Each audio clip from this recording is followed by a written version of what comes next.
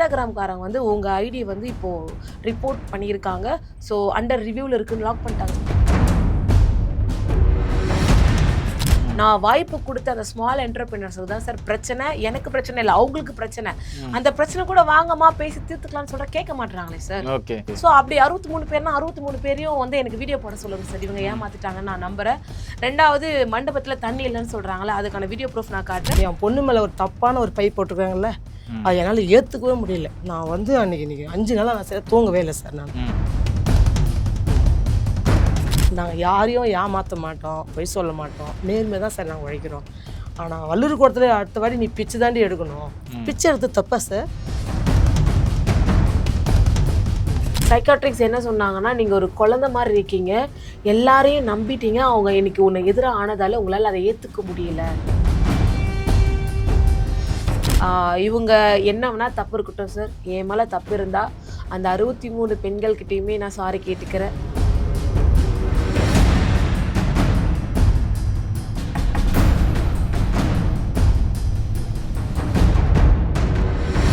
பதிமாறு night கால் பண்ணேன், ஒரு 2 மணி இருக்கும். எங்கேம்மா இருக்கிறேன்னா, இந்தமாதிரி நான் மண்டபத்தில் தான் இருக்கிறேன்னு சொன்னான். டைம் என்ன ஆச்சு, இன்னும் சாப்பிட்லம்மா, பசியோடு இருக்கம்மா, இன்னும் எல்லாம் யாரும் வரல போகலன்னு ஏதோ புலம்பிங்க இருந்தா. புலம்புனாலும் புலம்பாத, அவங்களுக்கு தப்பு பண்ணாலும் சரி, நீ ஒரு பிஸ்னஸில் இறங்கிட்ட, அவங்க எதுனா சொன்னால் கூட நீ தாந்தமாக போகணும், பதில் சொல்லி தான் ஆகணும். அவங்க சைடு தப்புக்குதோ உன் பக்கம் தப்புக்குதோ அதை அனுசரித்து தப்பு இல்லாமல் நீ பண்ணணுமான்னு சொன்னேன். சரிம்மாண்ணா. அன்றைக்கி அப்புறம் நான் வந்து நைட்டு இங்கேருந்து மூட்டை முடிச்சாலும் நாங்கள் கட்டிக்கிட்டு மண்டபத்துக்கு போயிட்டோம். போயிட்டு எல்லாத்தையும் போட்டோம். எல்லாம் அவங்கவுங்க வராங்க, எல்லோரும் பேசுனாங்க. எனக்கு அவங்களாம் யாருன்னு கூட எனக்கு தெரியாது. மேடத்தோட அம்மாவா மேடத்தோட அம்மான்னு தான் என்கிட்ட கேட்குறாங்க எல்லோரும்.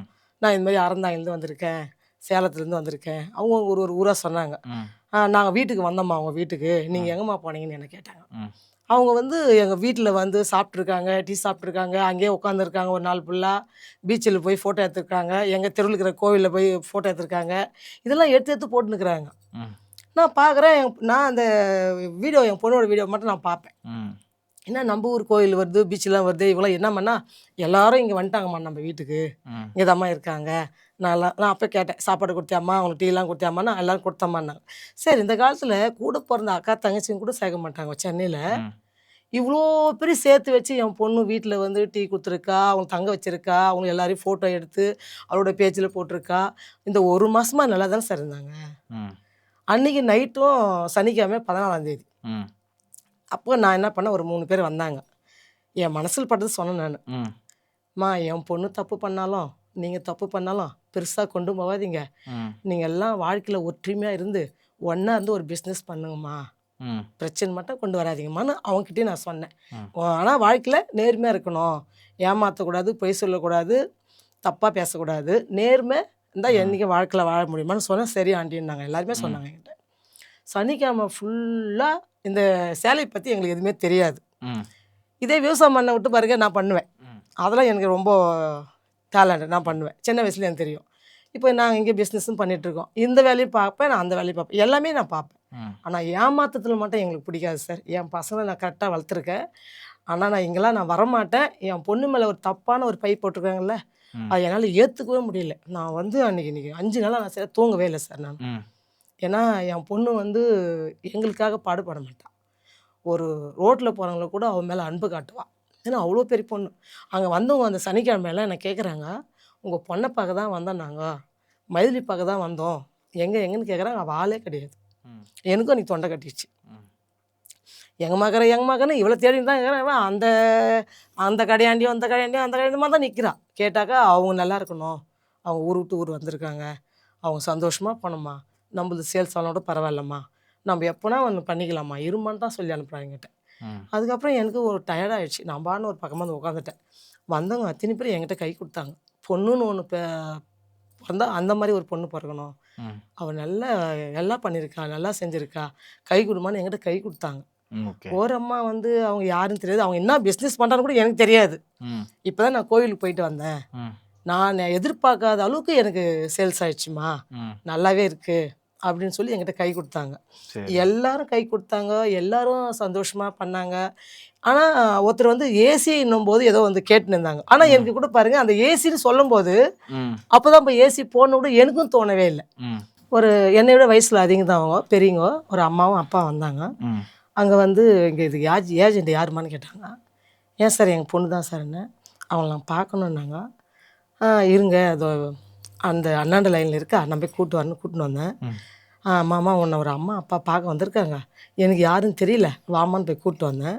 இந்த வரமான்னு சொல்லிட்டு வந்தவொடனே அம்மா இவங்க யாருன்னு தெரியுமாம்மான்னு நான் கேட்டேன். அவங்களுக்கு தெரிஞ்சுக்கலாங்க நான் நினச்சினேன். ம் அவளுக்கும் தெரியாது பொழுது. அம்மா நான் உங்களுக்கு தெரியுமாம்மா அப்படின்னு அவள் கேட்டா, நீனா உலக ஐஸ்வர்யாவா உன்னை நான் தெரிஞ்சுக்கிறதுக்கு ம் அப்படின்னு அவங்க எடுத்த உடனே இப்படி தான் பேசினாங்க. ம் அதுக்கும் நான் அமைதியாக இருமா, பெரியவங்க தானே சொன்னால் சொல்லிட்டோம், நீ அமைதியாக இருமான்னேன். என்ன நீ நான் போகிறேன், அங்கெல்லாம் ஒரே கடை இருக்குது, என்னால் இருக்க முடியல, ஏசி இல்லாமல் எதுக்கு இப்படி போட்டு வச்சுருக்கேன், நீ தானே ஒரு ஏஜென்ட் தானே, ம் அங்கே போய் கேட்டாக்கா இதெல்லாம் நாங்கள் பொறுப்பு இல்லை, ம் என்கிட்ட காசு வாங்கின்னு ஏமாற்றிட்டாங்க, ம் நீங்களே போய் கேளுங்கன்னு ம் அவங்க தான் சொன்னாங்க. ம் அதனால தான் நான் உன்னை வந்து கேட்குறேன்னாங்க. ஓகே. ஓ அப்படி சொன்னாங்களா? வாங்க வந்தவங்க இப்போ வாங்க பேச வந்தவங்க இந்த கடையில் போய் கேட்டிருக்காங்க. ம் நாங்கள் என்கிட்ட ஏசியா நான் ஏசியான்னு எங்களை ஏமாற்றிட்டாங்க, ம் என்கிட்ட சொல்லலை, எது இருந்தாலும் அவங்ககிட்ட போய் கேளுங்கன்னு சொல்லியிருக்காங்க. ம் அப்போ புக் பண்ணவங்க கேட்டுக்கலாமே சார், இது நான் ஏசியா இல்லை ஏசியான்னு கேட்டு தானே புக் பண்ணணும். ம் கேட்காமே அவங்க புக் பண்ணிட்டாங்க. ஓகே ஆனால் நாங்கள் வந்து நான் ஏசி தான் புக் பண்ணோம். ஓகே. நான் ஏசி தான் புக் பண்ணோம், தெரிஞ்சுதான் புக் பண்ணீங்க தெரிஞ்சு தான் நாங்க. நாங்கள் பண்ணோம். ஓகே ஆனால் அவங்க ஏசி ஒன்று கேட்டிருந்தாலும் நாங்கள் ஏசி போட்டிருக்கலாம். இப்போ 60 ஆண்டர்பிரினர்ஸ் வந்தாங்க இல்லையா? ஆ. ஸோ அந்த இதுக்குள்ள வரும்போது அவங்க கிட்ட நீங்க முன்னாடியே இன்ஸ்ட்ரக்ஷன்ஸ் கொடுக்கலையா? நான் ஏசி ஹாலு, இங்க முன்னாடி ஃப்ரண்ட்ல பேனர் வைக்க போறோம், இது மாதிரி யூடியூப்ல ப்ரோமோட் பண்ணி தர போறோம், இவ்வளோ பேர் வர போறாங்கன்னு முன்னாடி நம்ம சைட்ல இருந்து ஒரு லிஸ்ட் ஒன்று இல்லை அவங்க கொடுப்போம். அந்த ஏசிலாம் மாதிரி எங்களை எதுவும்? கேட்கல, ஏசிலாம் ஓகே. எங்களை கேட்கவும் இல்லை, ம் நாங்களும் ஏசி பற்றி சொல்லவும் இல்லை. ம் நான் ஏசி தான் நான் ஏசி தான் நான் புக் பண்ணியிருந்தேன். ஓகே. நந்தி சாய் போட்டில் வந்து நான் ஏசி தான் அவங்க பண்ணாங்களாம். ம் நாங்கள் கேட்டோம், அதுவும் சார் ஏசி போட்டால் நல்லா இருக்குமா, நான் ஏசி போட்டால் நல்லா இருக்குமா நாங்கள் கேட்டோம். ம் இல்லைம்மா ஏசிலவே பண்ணலான்னு அவரும் சொன்னார். ஓகே ஆனால் இவங்க ஏசி தான் பிரச்சனைன்னு அவங்க சொல்லியிருந்தா நாங்கள் அன்றைக்கே ஏசி போட்டிருக்கலாம். ஓகே. அப்புறம் இவங்க சண்டை போடும்போது தான் இவர் வந்து பேசும்போது தான் நீங்கள் என்ன இப்படி பேசுகிறீங்க, ம் உலக ஐஸ்வர்யான்னு கேட்குறீங்க, இப்படிலாம் பேசாதீங்க, அதுக்கும் நானும் பெரியவங்க சொன்னால் சொல்லட்டும், ம் நீ அமைதியாக இருமான்னு தான் நான் சொன்னேன். ஓகே. அப்புறம் அவர் போன உடனே அப்போ தான் எனக்கே தோணுச்சு, ஓ ஏசி தான் பிரச்சனை இவங்களுக்கு ம் அப்படின்னு சொல்லிட்டு நான் உடனே அவளுக்கே தெரியாது, ம் நானும் என் பையனும் போயிட்டு கீழே போயிட்டு ஏசி எவ்வளோ ஆனாலும் பரவாயில்லைங்க, நீங்கள் ஏசி இப்பயே ஆன் பண்ணுங்கன்னு சொன்னேன். ம் ஏசி ஆன் பண்ணிட்டாங்க. ஓகே. ஆனால் அவளுக்கு வந்து எல்லாருக்கிட்டையும் போய் அந்த தண்ணியை தொடச்சி விட்டு வராலே தவிர ம் நம்ம ஏசி இப்போ போடணும்னு அவளுக்கு தோணலை. ஓகே. அடுத்த எக்ஸ்போர்ட் நம்ம பண்ணால் நம்ம ஏசி பண்ணிக்கலாம் ம் அப்படி தான் சொல்லலை தவிர நம்ம இப்போவே ஏசி போடுறா என்ன அப்படின்னு அவளுக்கு தோணலை. ஓகே. அந்த அளவுக்கு அவளுக்கு மூளை வேலை செய்யலை. ம் ஏன்னா ரொம்ப டென்ஷன் படுத்துறாங்க சார் அங்கே. ம் இப்போது சனிக்கிழமை 1 மணிக்கு ஒருத்தர் வராங்க, ம் என்னோட இடம் எதுன்னு கேட்குறாங்க. ம் இந்த 1 மணிக்கெலாம் ஜனம் கூட்டம் தள்ளுது, அவள் எப்படி சார் இடத்த காட்ட முடியும்?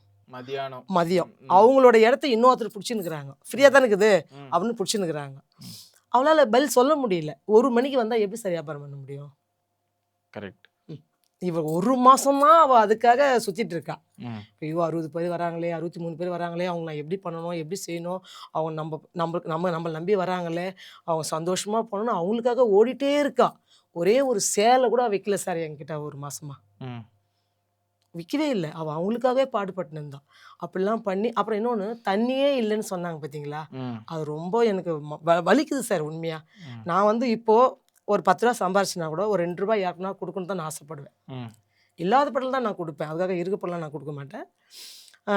தண்ணி எங்களுக்கு தண்ணி போடுற பையன்கிட்ட நான் அன்றைக்கே சொல்லிட்டேன், ம் 14, 15 ஒரு நாளைக்கு 20 கேன் தண்ணி 40 கேன் தண்ணி போட்டிருப்பா, ம் நைட்டே போட்டிருப்பா, நைட்டு வரவங்களுக்கு குடிக்கணும்னா அவன் தண்ணி இல்லைக்கா, நான் ம் மார்னிங் ஒரு 11 மணிக்கு எடுத்துன்னு வரேன்னு சொன்னான்னு ம் நான் வந்து வீட்டுக்கு வந்துட்டு நம்ம ஹாஸ்டல்லேருந்து 7 கேன் தண்ணி போட்டுன்னு போகிறேன். ம் அவன் எப்போ வருவானோ ம் இப்போ வரவங்க தண்ணி வேணும்னு சொல்லிட்டு நான் ஆட்டோவில் போட்டுன்னு போகிறேன் நைட்டே.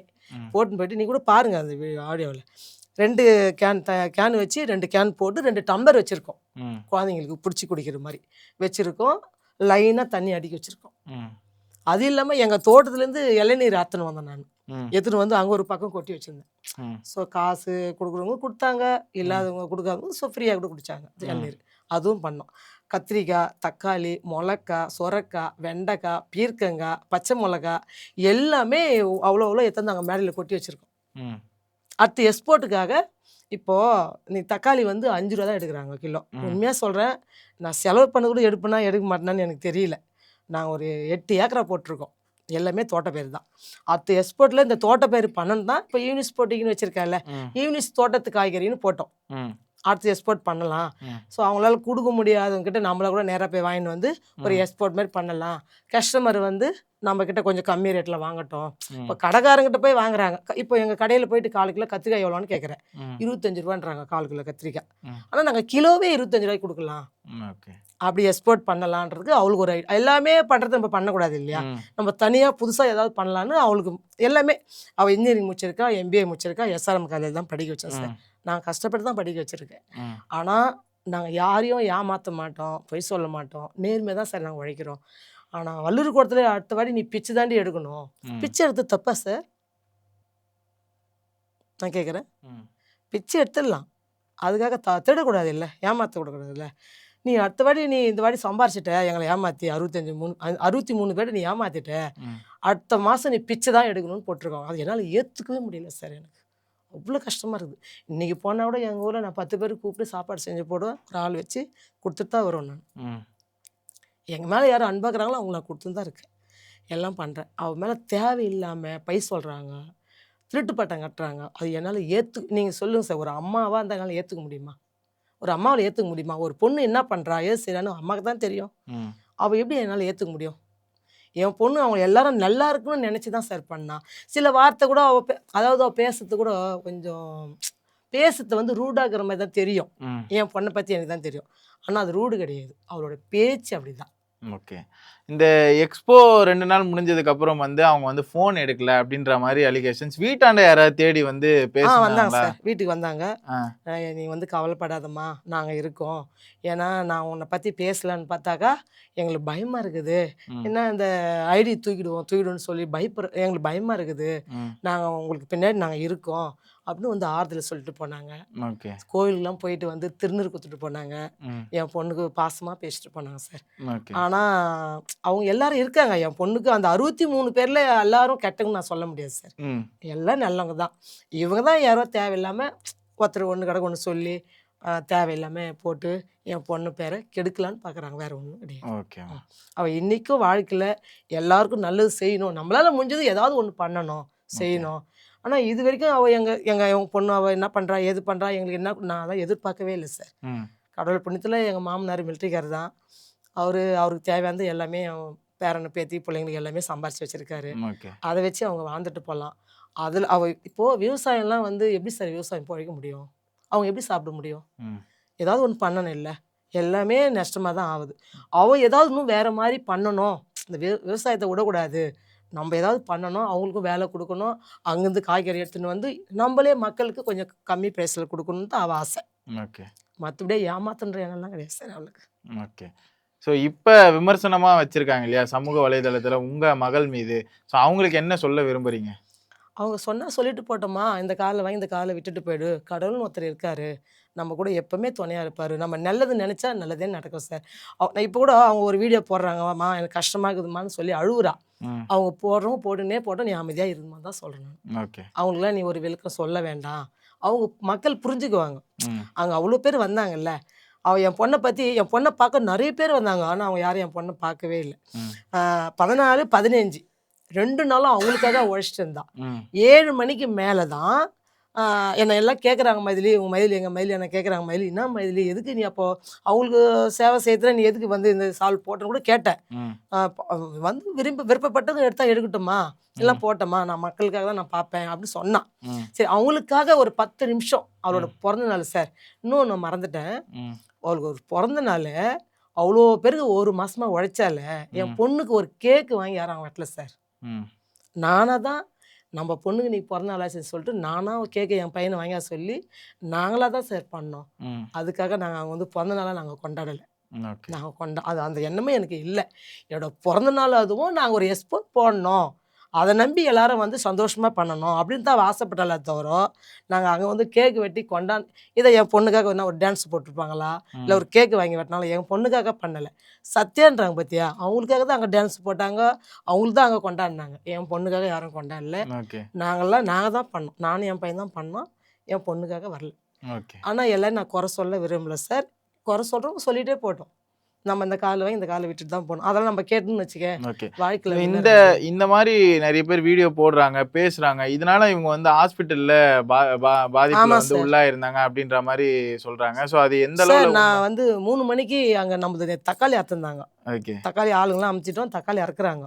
நம்ம பக்கம் வந்து ஆரணி மார்க்கெட்டு தான். ம். அதுக்காக நான் போயிட்டேன், வெடிக்காலமே நான் போயிட்டு நான் இறங்குறேன். ஃபோன் பண்ணுறாங்க, அது மாதிரி பாத்ரூம் போயிருக்கா, அப்படியே மயங்கி விழுந்துட்டு இருக்கா. ம். அவள் பாட்டுன்னு ஒரு 2 நாளைக்கு முன்னாடியே அழுகுறா உட்காந்துக்கின்னு. ம்.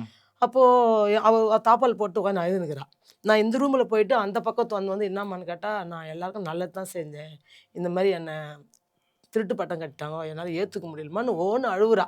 ம். அப்போ அவளுக்கு சமாதானம் பண்ணி அவளுக்கு ஆறுதல் சொல்லிவிட்டு நான் வந்துட்டு என் பையன்கிட்ட சொல்லிட்டு போனேன். அக்கா அழுதுகிட்டே இருக்குதுப்பா, மனசு ரொம்ப கஷ்டமாக இருக்குது, சாப்பிட சொல்லு, அக்காவை பார்த்துக்க சொல்லு, நான் போயிட்டு வந்துடுறேன். எனக்கு அங்கே போயிட்டு வரணும், அங்கே நம்மளது விவசாயம் நடக்கிறதுனால நான் போயிட்டு வந்துட்டேன். நேற்றும் அதேமாரி தான் போனேன், நேற்றும் அதேமாரி தான். ஏன்னா அவளால் அந்த ஏற்றுக்க முடியல. என் பொண்ணு வந்து ஒரு குழந்தை மாதிரிப்பா, யார் எது சொன்னாலும் நம்பிடுவா, அவங்ககிட்ட நம்பி சொல்லுவா. அது ஒரு விஷயத்தை அப்படியே அவங்க எடுத்துக்கிறாங்க. அப்புறம் இன்னொன்று வந்து எங்கள் பொண்ணு வந்து என் அண்ணன் பிள்ளை தான் கொடுத்துருக்கேன். அவங்களுக்கு நிலம் விவசாயம்லாம் இருக்குது, அவங்களும் விவசாயம் தோட்டப்பயிரெலாம் போட்டிருக்காங்க. அந்த வேலை விஷயமா அவன் போயிட்டு இருந்தான். அதுக்கு அந்த என்ன நகானாவா சீரியல் நடிக்குது, அவங்க சொல்லியிருக்காங்க, புருஷனே அடிச்சு தெத்திட்டாவோ. இதெல்லாம் எதுக்கு சார்? இப்போ அவங்க குடும்பத்தில் என்ன பிரச்சனை நம்ம போய் பார்க்குறோமா? அவங்கவுங்க பிரச்சனையை நம்ம பேசக்கூடாது. எங்கள் அண்ணன் பையன் என் பொண்ணு அடித்து தெத்திட்டான்னு அவங்க போட்டிருக்காங்க. அது எவ்வளோ ஒரு பெரிய தப்பு சார் அது. என் பொண்ணு அவன் ஏன் சார் அவள் விரும்பி என் அண்ணன் பையன்வா ஏன் அடிச்சு தத்து போகிறான்? சும்மா ஒரு காமெடி பண்ணுவான் சார். அவள் ஒரு குழந்தை மாதிரி எல்லாத்தையுமே ஒரு காமெடியாக தான் பேசுவாள். அதெல்லாம் வந்து இவங்க தேவையில்லாமல் பேசுறது, அது ரொம்ப தப்பு சார். ஓகே. சரிங்களா? அப்படி எங்கள் பொண்ணு ஏதாவது தப்பாக பேசியிருந்தாலும், தப்பாக எதனா சொல்லியிருந்தாலும், நான் வேணால் அதுக்கு மன்னிப்பு கேட்டுக்கிறேன். சரி. ஹாஸ்பிட்டலில் வந்து அதான் நான் ஊருக்கு போயிட்டேன் இல்லையா, தக்காளி இறக்க போனேன். அப்போது எனக்கு ஃபோன் பண்ணாங்க, இதுமாரி மழையில் விழுந்துச்சு, மயக்க அடிச்சின்னு ஃபோன் பண்ணுறாங்க. என்னன்னு கேட்டால் பேச முடியல, அது பாட்டு பெனாத்துது, என்னை ஏமாற்றிட்டாங்கன்னு பெனாத்துறா. அப்போ தான் பக்கத்தில் வினிதா ஹாஸ்பிட்டல் இருக்குது, நீ கூட அங்கே சேருப்பான்னு சொல்லிட்டு நான் அப்படியே மறுபடியும் ரிட்டன் அதே வண்டிக்கே வந்துட்டேன். அங்கே பார்க்கவே இல்லை. நேற்று அவங்க மார்க்கெட்டில் அவங்களே தான் எடுத்துமே போட்டிருக்காங்க. அவங்க எவ்வளோ எடுத்து போனாங்க, என்ன பண்ணாங்கன்னு எதுவுமே தெரியாது. நான் மார்க்கெட் பக்கம் கூட போகல. என் பொண்ணு பக்கத்துக்கு போயிட்டு திரும்பி நான் வந்துட்டு ஹாஸ்பிட்டலில் அட்மிட் பண்ணியிருக்கேன். வந்தால் ஓன்னு அழுகுறா, தண்ணி கண்ணில் மாலை விட்றா.